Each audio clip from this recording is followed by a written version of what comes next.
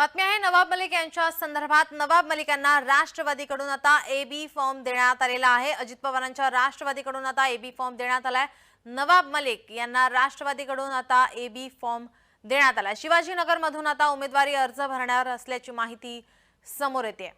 सध्या नवाब मलिक हे कुठून अर्ज भरणार आहेत, कोणत्या मतदारसंघातून भरणार आहेत यावरती चर्चा रंगू लागलेल्या होत्या। आता आपण ही बातमी पाहतोय, नवाब मलिक यांना राष्ट्रवादीकडून एबी फॉर्म देण्यात आलेला आहे। अजित पवारांच्या राष्ट्रवादीकडून एबी फॉर्म देण्यात आलाय।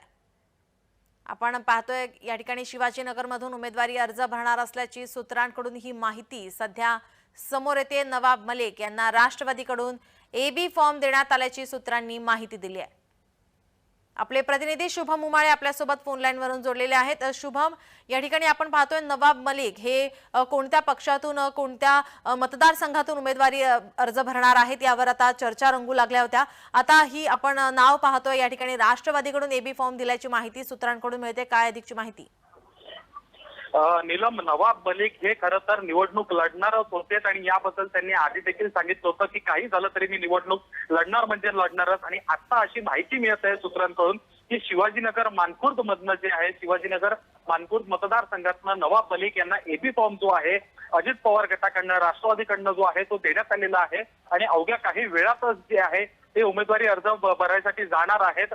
कालच जे आहे सना मलिक त्यांची मुलगी आहे तिने उमेदवारी अर्ज भरला होता आणि आज नवाब मलिक जे आहेत हे अर्ज भरणार आहे। यामध्ये नेमका आता भारतीय जनता पक्ष, मुंबई भारतीय जनता पक्ष आणि महायुतीतले बडे नेते काय बोलतात किंवा काय निर्णय घेतात किंवा त्यांची अजित पवारांसोबत काय चर्चा होते आणि इथून पुढे सर्व कसं होतं की त्यांना 2 तारखेला उमेदवारी अर्ज मागे घ्यायला लावते महायुती, हे पाहावं लागेल। पण सध्याची आजच्या घडीची मोठी बातमी आहे आत्ताची की नवाब मलिक यांना एबी फॉर्म जो आहे तो महायुतीतील राष्ट्रवादी काँग्रेस पार्टी यांच्याकडनं देण्यात आलेला आहे। मात्र शुभम, आपण पाहिलं तर नवाब मलिक यांना उमेदवारी देण्यावरून महायुतीमधून सुद्धा इतर पक्षांकडून आता नकार देण्यात येत होता, विरोध करण्यात येत होता। मात्र आता राष्ट्रवादीकडून एबी फॉर्म देण्यात आल्याची माहिती सूत्रांकडून मिळते।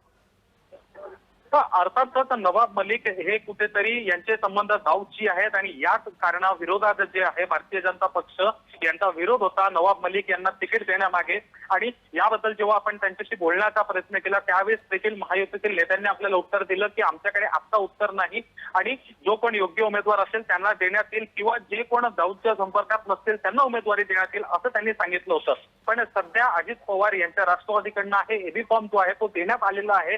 नक्की तो देण्यात आलेला आहे का आणि खरंच नवाब मलिक उमेदवारी अर्ज भरायला जातील का, शिवाजीनगर मानखुर्द मतदारसंघामधनं ते महायुतीचे उमेदवार असतील का, हे पाहावं लागणार आहे। नीलम, शुभम, जर त्यांना राष्ट्रवादीकडून एबी फॉर्म दिला गेला तर काय वाटतं की भाजपा यावरती नाराजी व्यक्त करू शकते का? अर्थातच जेवढा विरोध भारतीय जनता पक्ष मुंबईकडनं होत आहे तेवढाच विरोध केंद्रातील भारतीय जनता पक्षाकडनं होऊ शकतो। महायुतीमधील बड्या नेत्यांकडनं देखील विरोध होऊ शकतो।